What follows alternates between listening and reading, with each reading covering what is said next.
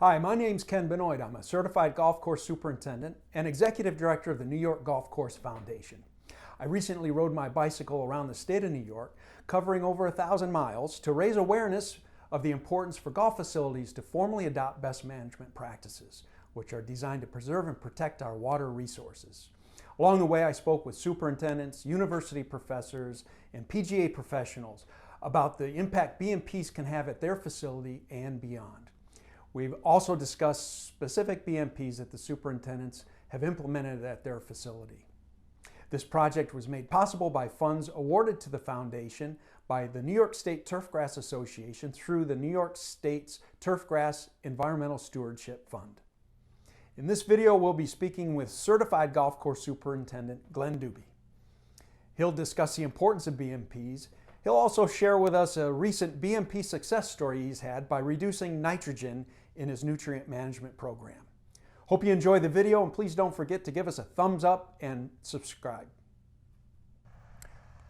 So Glen, we're talking about BMPs, but before we get into your particular BMP, what I'd like to do is get your thoughts on BMPs in general, golf BMPs. What it's done is just explain to everybody what we've all been trained to do as professionals, and it's just a common sense, environmentally safe, budget friendly, just the right thing to do.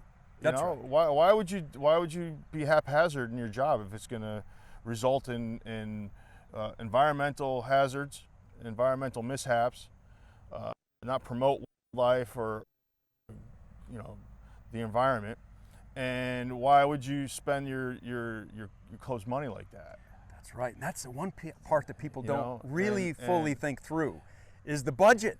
And they think that we have the budget to just wildly use these chemicals without any sort of financial consequences. Yeah, exactly. Let alone the environmental piece. Exactly. And a lot of these people that are the squeaky wheel, everything they speak of is with just emotion. There's no science behind it. So we were able to, through all the hard work that you guys did with the BMP, is take Cornell. Cornell, Yeah. yes, thank you, and compile all of our efforts and explain what we do in a detailed fashion as to how we approach this thing scientifically, okay, and explain to them this is why we do this. Yeah. These are the thresholds. This is the acceptability level of the consumer. Right. Tell me what you think the importance is of that, sort of the value of a facility adopting a BMP. Here, we're close to the reservoir. Reservoir is over the hill that way, and we got to watch I'm not mandated by the town or county, but I'm aware that the reservoir is right down the bottom of the hill. Hey, you live in this community. Yeah, and it's the water we eat and drink with. Right. So we got to, and my children live with me, and I'm aware. Yeah. So you have value, and though you may not be mandated by the town, that adopting that facility BMP, that's something that you could do formally, and then promote that within your community and Sure. say, hey, listen, we're a business in this community. Here's what we're doing to help protect your community, our community. Yeah, here's what I have in place, Yeah. and that would be the great thing about adopting something like that. And listen, GCSAA makes it easy for us to adopt these things. They've got the template, the state template right there. All you have to do is log into your account, and you literally could download that document today. Yeah. And formally adopt that in your club's name. Yep. Yeah. So you've got an interesting BMP that we're going to highlight today. First of all, tell us what the BMP is. Mm-hmm. Yeah, it's reduced nitrogen fertility in our rough and in our fairway. What do you think of it so far? So far, it's working out great. This hasn't been fertilized. This fairway hasn't been fertilized since last September. Wow, yeah, that's great. With a granular fertilizer. Yeah. And August 9th.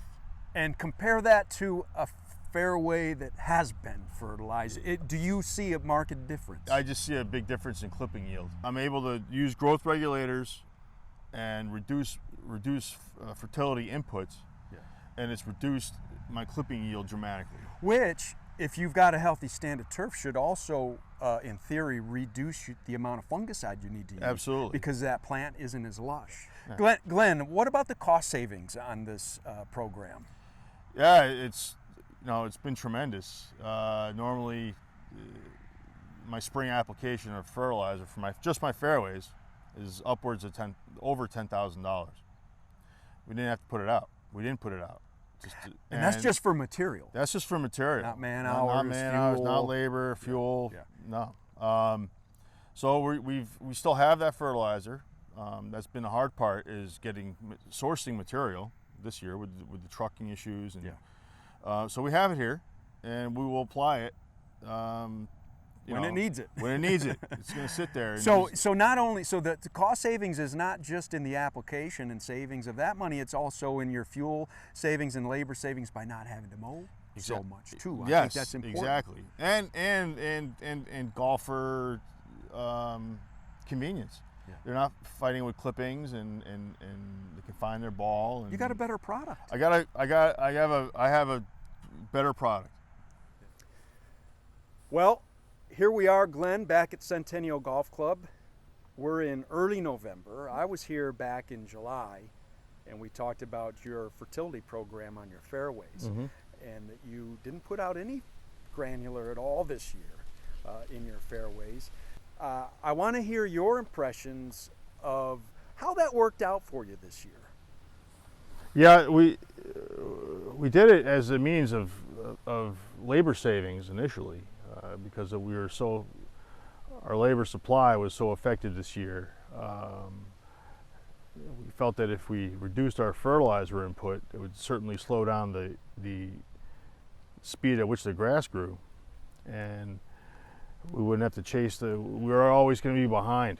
So we actually managed to stay well ahead of the curve of flushes of growth, and what we found is that there's actually sufficient nitrogen in the soil available for the plant to sustain itself throughout a whole season. So what started out as an exercise to reduce cost, and save labor, which are both connected, obviously, turns out to be great for the environment. Yeah. And so now, Glenn, I'd love to know your perspective on that moving forward. If I could spoon feed it and give it what it needs for a shorter time, I could better control the yield, the frequency how much I cut, and the overall playability and appearance. Thanks for having us back out, Glenn. Super appreciate it. Sure thing. We're really glad to listen to your thoughts on low fertility. All right, great. Thanks, Ken. And Baba Booey to you all. And Baba Booey.